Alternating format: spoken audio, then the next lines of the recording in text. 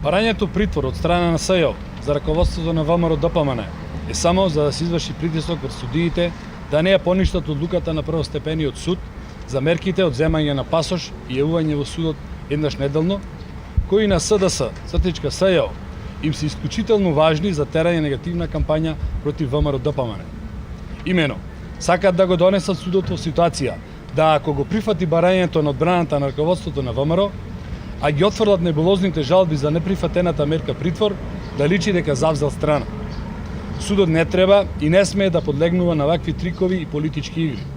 СЈО е политичка институција и алатка во рацете на една партија и така треба да се третира. Раководството на ВМРО ДПМН нема причина да бегаат, бидејќи немаат сторено никакво кривично дело.